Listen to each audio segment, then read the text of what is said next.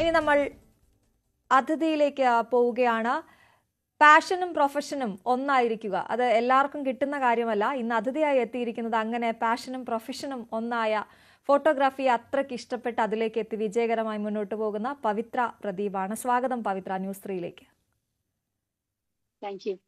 എന്താണ് പുതിയ വിശേഷങ്ങൾ? വർക്കൊക്കെ എങ്ങനെ പോകുന്നു? വർക്കൊക്കെ നന്നായിട്ട് പോകുന്നു. ഇപ്പം ഇന്നോട്ട് സീസൺ തുടങ്ങുകയാണ്, ചിങ്ങമാസം തുടങ്ങുകയാണ്. അപ്പൊ അതിന്റെ തിരക്കുകളും കാര്യങ്ങളൊക്കെ ആയിട്ട് പോകും.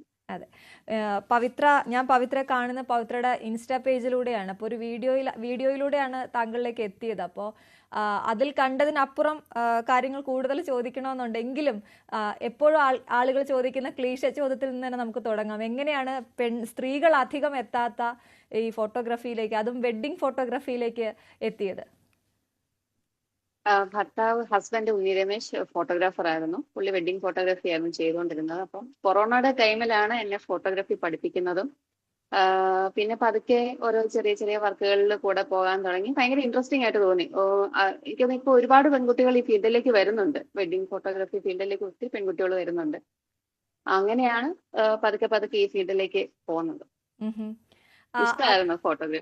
അതിനു മുൻപ് ഇപ്പൊ എന്തോ ഒരു ജോലി ചെയ്തുകൊണ്ടിരിക്കുകയായിരുന്നല്ലോ, അത് ഉപേക്ഷിച്ചിട്ടാണ് ഇങ്ങോട്ട് വന്നത്. അതെന്തായിരുന്നു? ഞാൻ ഒരുപാട് ജോലികൾക്ക് പോയിട്ടുണ്ട്. അതില് ഇപ്പൊ റീസെന്റ് ആയിട്ട് ചെയ്തുകൊണ്ടിരുന്ന ഒരു പ്രൈവറ്റ് ഫേമില് HR ആയിട്ട് വർക്ക് ചെയ്യായിരുന്നു. അപ്പം അതിന്റെ കൂടെ ഈ പാഷനും കൂടെ കൊണ്ടുപോകാന്ന് പറയുന്നത് കുറച്ച് ഡിഫിക്കൽട്ട് ആയിരുന്നു.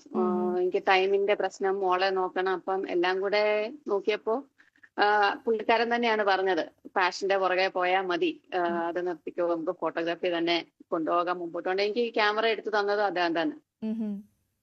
എന്നിട്ട് ആദ്യത്തെ വർക്ക് എങ്ങനെയായിരുന്നു? ഒരുമിച്ചുള്ള ആദ്യത്തെ വർക്കിനെ കുറിച്ച് പറയൂ.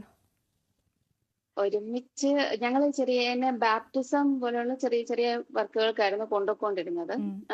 പിന്നെ മോളായി കഴിഞ്ഞിട്ട് കുട്ടികളെ ഹാൻഡിൽ ചെയ്യാനുള്ള ഒരു പ്രത്യേക ഇതും, പിന്നെ വീട്ടുകാർക്ക് ഇപ്പൊ നമ്മളൊരു ന്യൂ ബോൺ ഷൂട്ടിനൊക്കെ പോവുകയാണെങ്കിലും വീട്ടുകാർ ഫാമിലി കൂടുതലും പ്രിഫർ ചെയ്യുക പെൺകുട്ടികളുടെ കയ്യിൽ കുഞ്ഞിനെ കൊടുക്കുക എന്നുള്ളതായിരിക്കും. അപ്പൊ അങ്ങനെ വന്നപ്പം എല്ലാവരുടെയും ട്രസ്റ്റ് കിട്ടി. അങ്ങനെയൊക്കെ വന്നപ്പോഴത്തേനും കുറച്ചും കൂടി ഇൻട്രസ്റ്റിംഗ് ആയി. അപ്പൊ ആദ്യം പോകുന്ന വർക്ക് ബാപ്റ്റിസം ആണ്.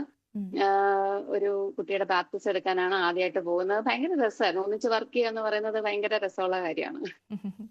തീർച്ചയായിട്ടും പവിത്ര, ഞാൻ പവിത്രയുടെ ആമുഖത്തിൽ പറഞ്ഞില്ല എന്നേ ഉള്ളൂ. കാരണം പവിത്രയെ ഫോട്ടോഗ്രാഫറായി പരിചയപ്പെടുത്തുക ന്യൂസ് 3യിലേക്ക് എന്നുള്ളത് തന്നെയായിരുന്നു എൻ്റെ ഉദ്ദേശം. പക്ഷേ അതിനപ്പുറത്തേക്ക് ഒരു ജീവിതത്തിലൊരു വലിയ ബ്രേക്ക് വരുന്നു. ബ്രേക്ക് എന്ന് വെച്ചാൽ നമുക്ക് താങ്ങാൻ പറ്റാത്ത ഒരു സംഭവം. ഇപ്പോൾ നമ്മൾ പറഞ്ഞുകൊണ്ടിരുന്ന ഉണ്ണി ഇപ്പോൾ നമ്മുടെ കൂടെ ഇല്ല.